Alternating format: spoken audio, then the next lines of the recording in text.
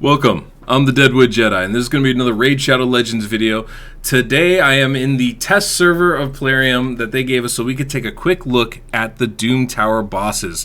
Specifically Grythion the Gryffin, who we're going to be talking about today, and Iragoth the Bone Dragon. Now, I've been able to beat both of these. It's difficult. It's definitely a challenge, guys. But the Grythion one is easily the toughest out of all of them. So difficult to get, really, to beat.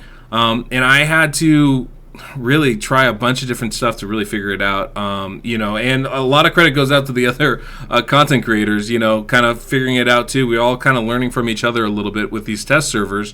But I was able to put together a team, and I was able to do it without any legendaries. Now, the gear is top level gear. It's not, easy to do. It's speed tuned, so I can make sure that everybody goes at the right time. But I was able to do it without the legendary champions. Now, let's keep in mind, these two new bosses are incredibly hard. And I'm so thankful we were able to use a test server to be able to try them out earlier so we can come up with some strategies, figure out how the best ways to go about doing this. The key, though, you got to remember, this is the Doom Tower. This is supposed to be the end game stuff. I mean, you're really not supposed to be doing any of these with, like, just an epic or just a rare or a couple of either one. Like, this should be the hardest stuff to do. So we got to kind of keep that in mind. I know it's going to be frustrating for a lot of people getting into this because these bosses are tough. And you're like, I just beat this last time. Why can't I do it this time? Well, I mean, I think this is actually better for the game long term. It's better that it's hard. We should have these kind of challenges at this end game. So, take it with a grain of salt. I know it's not going to make everybody happy. I know it's not a popular opinion, but honestly, I think it's better for the game to make this stuff extremely hard to take down. But we want to make sure we can, and I'm going to show you how we can do it. We can definitely do it, and we can do it without any legendaries, which I think is pretty remarkable. So before we get into looking at the champions and talking about my strategy, I want to talk a little bit about Grythion, the boss themselves. Now, the boss has three real things that we need to keep in mind. One, they're going to be constantly putting that little buff on themselves, which is going to make them go faster, hit harder, and be a pain in our butts, basically, throughout the whole fight. So that's something we got to keep in mind, that they're going to be continually getting better and better as the fight goes along. The other thing that we need to keep in mind are two of the three attacks that they do. The A1 isn't a big thing, just puts a fear on one of our champions. That's not a huge issue. The big issue is going to be the A3 ability, which strips all of our buffs, and the A2 ability, which is the real deadly one, which is going to transfer all the debuffs onto our champions, and then for every debuff that gets transferred gives a turn meter boost. That's where we get ourselves in trouble. When Grythion transfers all those debuffs, gives themselves that turn meter boost, that's another attack, it's another tick of that little buff that they get to add to themselves, and it becomes a real problem. Now all of a sudden we have to put all the debuffs back up, we have to cleanse them off of ourselves, etc. So in our strategy, my strategy, what I did is I use block debuffs, and I got to make sure that it's a 2-turn block debuff because unless I have it just tuned perfectly, which is hard because Gryffin is continually getting faster, remember, we need to be able to block all those debuffs from landing, all those buffs from landing on us. We have to time it right so that skill goes up right after he strips all the buffs off of us. And so a 2-turn block debuff ability is really what we need. Well, I don't have any of those on my account, guys. I mean, I got Sepulchre Sentinel, but I'm not going to put my Sepulchre Sentinel like 300 speed to go at a 4-3 ratio or something. I don't want to bring in a turn meter booster because the Gryffin gets the same turn meter boost. I don't want to decrease their turn meter because it actually hurts us more than it hurts him. So we have to, really be careful about how we're going to do this. Speed boosters are good, but, that gets tricky too because you bring in a little turn meter boost. So my only two-turn debuff blockers are Siphi and Sepulchre Sentinel. Neither one are ones I really want to use for this. So I went a different route. I went with a block debuff and a buff extender. And with that, timing it, getting it synced up, we're able to make this run work. Now, before we get into it, I do want to let you guys know we had that 2-year anniversary video. I thought that was super cool. I know you've probably seen some other content creators' videos. I put mine on Game On. I did a thing like that. I didn't want to do a whole video on it. So I have a link down below in the comment description of this video. So if that's something you want to see, please go ahead, check that out. I mean, it's 2 minutes long. But I thought it was super fun and super cool. And you can see how many ridiculous runs of Spider I've done in every other dungeon. It's kind of crazy. But anyway, let's go ahead. Let's check out the champions, and then we'll go ahead and do the run. Sanguina. Key to this entire comp working, at least for me. You can use other champions in this. Like if you have a blind seer, you're already set. You can even use a this guy. What's it called? Grizzled Jarl would be great for this. Anybody that can put some block debuff up and then you can extend it is going to work. But Sanguina is one of those new champions, and she is ideal for this. Let me show you exactly what I mean. Her skills work perfectly. Specifically this A2, which puts the block debuff and a continuous heal AoE, right? Block debuff is only 1 turn, and AoE heals 2 turns, the continuous heal. Those are really key for us. And then also has this other ability here, this A3, will transfer all debuffs from this champion to the target and then removes all the debuffs from her allies. That's a cleanse. I mean, if you're not reading that right, that is a cleanse. Not only is it a cleanse, but if for some reason we get the debuffs on Sanguina, she can put them right back on the boss. That's really big for us. So there's a lot to like in this kit for this thing. She has a triple attack on the A1. And will, decrease the duration of random buffs. That's not really what we care about. All we care about is Holy Blood, Sacrificial Lamb. But we have to extend that. So I'm also going to bring in Godseeker. And Godseeker, obviously, 3-turn debuff or 3-turn cooldown to extend the buff of all allies, plus a heal. Really strong ability. And between the two of them, we're going to be in pretty good shape. Now, just to look at the stats really quick. I mean, these are really well built out. Don't get twisted. But almost 4,000 defense, 35,000 HP. It's nothing super crazy. The big thing is we have 246 speed on our Godseeker. 245 is really what we're aiming for, over 240 basically. 245 for everybody is kind of where we're aiming for.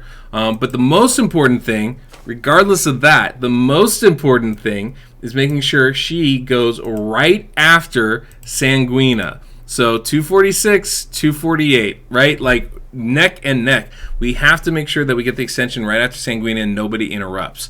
You can see Sanguina got a lot of HP, almost 58,000 and 3,400 defense, 370 accuracy. I want to be able to, don't actually need that considering the build, but I did want to be able to put those buffs back on if that came up.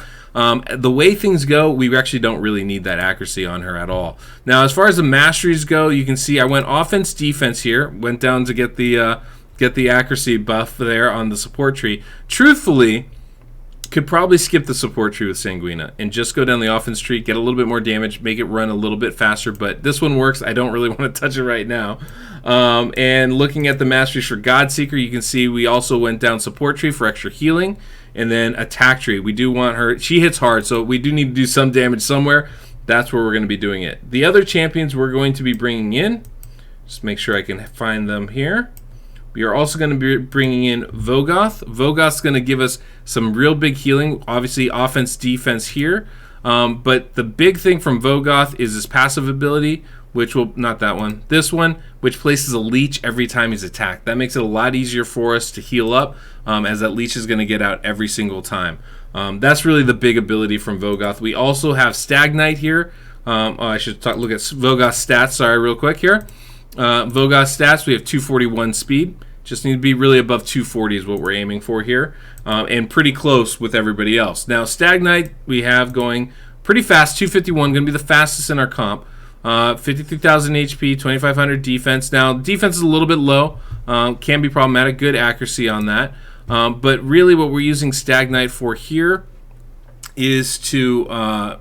I mean, the big thing is just getting the decreased speed out. That's going to be the biggest thing. Decreased defense, decreased attack, those are great.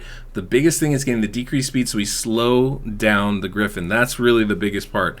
As far as masteries go, we're going offense all the way down to War Master here behind my shoulder, and support tree to land those debuffs. That's kind of the big thing with that. And then the only other champion we're going to be bringing in is Pestilus. And we're going to be using Pestilus here to drop the HP burn for us. You can see, again, offense tree, support tree, Want to get that land every debuff we can there with the sniper mastery. But yeah, he does a couple of interesting things. One, increase accuracy and crit damage buff on us. It's going to make it a lot easier to land those debuffs. We actually don't need as much accuracy as we're using, but you know, we're using it. And then we also have the HP burn right here. This is the big one for us, which is really nice. That actually gives us a heal when it lands. So that's going to be big for us. And then also a leech on that A1. As you can see on the build here, we've got 252 speed, so going fast again. And then we got 100% crit rate, crit damage, good accuracy. Pretty solid build all in all. So those are the 3 champions we're building. We have now Pestilus obviously going fast, Stagnite going fast. They're going to be going first, and then we got Godseeker and Sanguina Queen going after that, and then very last on that team is going to be Vogoth there. So that should be the team. Hopefully it stays in tune. You know, it's a tricky one. It's definitely tricky. So let's go ahead. We'll jump in, and I'll show you. We're doing the top level. I was able to do level floor 90 with this. So let's see how it goes. There you go. You can see the team there. We are getting an accuracy aura from Vogoth as well, which is really nice. But yeah, this is the team. So let's go ahead and jump in here. I'm going to take myself off. We're probably going to skip ahead to the boss fight itself, or I'll speed through the preview run so you guys can kind of see how we go through. I click auto until we get to the Gryffin. Basically, is what I'm doing. That's all I do, and it usually works.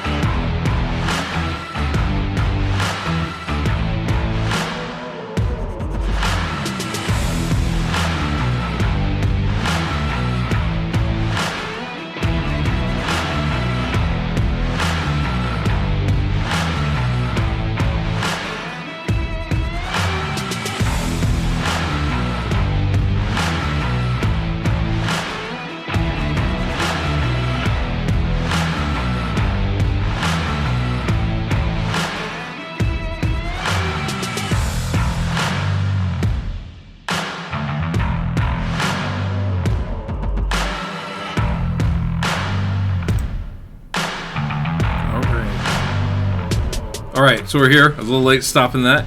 I didn't end up slowing it down. So you can see we already went with Pestilus, went first. We got Stagnite here.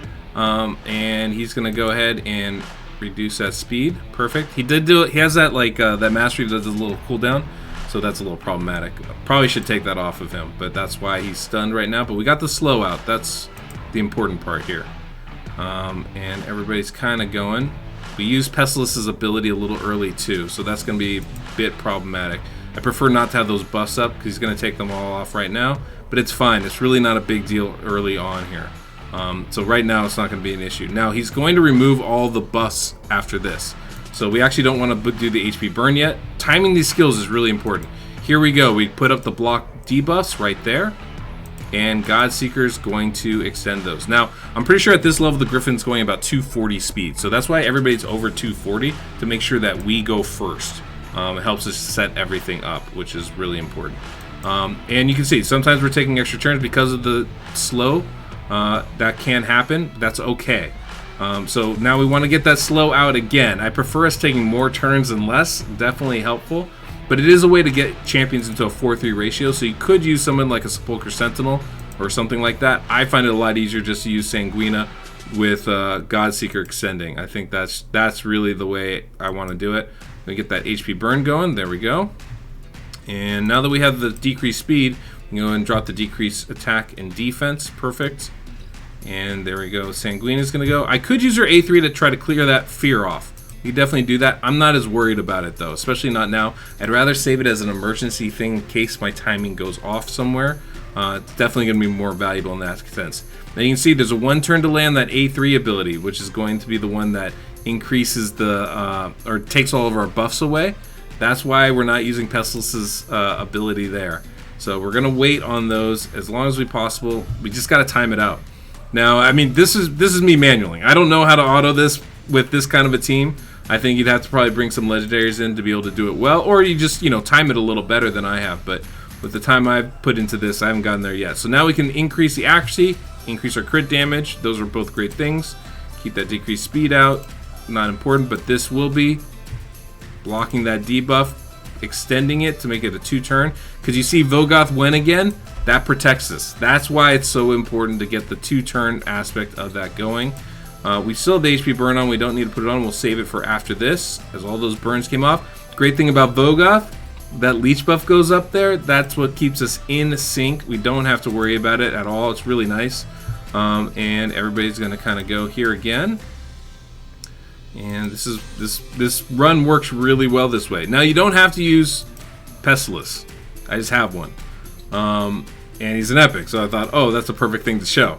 But when I first did this, I used Drexlar, and Drexlar's ideal for this, right? Much like Vogoth, he's just going to place that HP burn as he gets attacked, so you don't even have to worry about it or think about it. It just happens, which is really nice. But you can see we're getting lots of attacks in, and his buff counter is only going up slowly, right? It's not filling up super fast. So that's ideal for us right there. We've got to wait one more turn here. But yeah, we could definitely, you know, go about this in a slightly different way. Now, you can see we're getting, not like out of tune, but the tune is changing a little bit, like as far as like the turn order, who's going first, who's going last, that sort of thing. So as long as, but it doesn't really matter, as long as Godseeker goes immediately after Sanguina, then Sanguina can place this ability. Everybody's taking at least one turn, and Godseeker can extend right there. Even if we're getting extra turns in, that's just more damage that we're dealing. But the key is going this fast, which is, you know, less fun. But we get that HP burn going again, and that's what's going to really tick it down, is that HP burn's going to do it. We don't even, if we don't land at decreased speed, it's not the end of the world either. We're still going faster than the base speed of that Gryffin, and at this point we have a whole extra tick of speed ahead of him, at least, so we should be in good shape if we drop it one turn or two, but we want to try and keep it up, because otherwise it's going to be hard to stay faster than the Gryffin here. One of the other good things about going a little bit extra fast is those buffs, you notice, are falling off, so he's not stripping those buffs off. That's good, because when the more buffs he takes, the more damage he does, and that can be really problematic for us, obviously. But yeah, the timing of everything, as you can see, is going pretty smooth right now, and it's just a matter of time to get our victory here. Extending those block debuffs, perfect. Everybody still got 2 turns, and we should be in good shape here. Even with that speed, it won't be an issue. There you go. This is how it's done, guys. It's not sexy. I mean, it's kind of sexy. I kind of like it, you know. Nothing like speed tuning a dungeon team. Feels pretty good. But it's not easy, and it is, I mean, I'm doing a lot of manualing, right? But we're halfway through. He's only got 11 ticks on right now, so this is how it's, you know, something that's usable, doable. Pretty solid build, pretty solid team, I think. Kind of gets the job done without too much worry. And so the only thing we have to do is make sure that our guys are able to survive the hits, as like that tick counter is going to go high. It's going to go up there. There's no real avoiding that, unfortunately. So, you know, trying to kill him before 20 comes would be nice, but, you know, even that's not always realistic. So you got to kind of deal with that as you can. Now, obviously, at lower difficulties, the speed requirements are going to be a lot lower, which is a good thing for, I think, everybody. But, you know, just understanding what you need. And at this point, we're pretty much golden here, right? Now, I click auto, but because we're getting those extra turns, it's not fully in sync. So that's one of those things I'd have to do is, like, you know, fine-tune it a little bit more so it's perfectly in sync and we can run this on auto. I'm sure it's doable. It's just, you know, a matter of what those speeds are. How do you do that? How do you time those things? You know, and just going through it in that sense. But yeah, this is pretty much GG. We're gonna win this one here as we kind of keep moving through. Just slow and steady. That's all you got to do. All you got to do is slow and steady. Getting everybody faster than the boss is very, very helpful. And I think that's really the big thing. Also, the masteries are key. You notice I didn't have any masteries that increase speed over enemies killed. I didn't have any masteries that increase speed when buffs or debuffs fell off, because it's really important that Sanguine and Godseeker go in tandem and we get their turns up at the right time. It's not to say that you can't do that. I'm sure you could, but it gets a little trickier, and there's more chance of failing, and that's something I just want to avoid at all costs. So this works. This works. Godseeker going to do it. There it is. That's it. GG. Got it done. You can see nothing crazy damage-wise, right? Just a little bit balanced all the way across. Was super happy with Sanguina in this. I thought she was fantastic, being able to put those buffs on. You know, I mean, really, that's all she did. So we could easily, very easily use somebody else, like a Grizzled Jarl or someone else that just puts block debuff even for just one turn should work just fine. I mean, I think in theory you could use a Seducer in something like this and be very successful.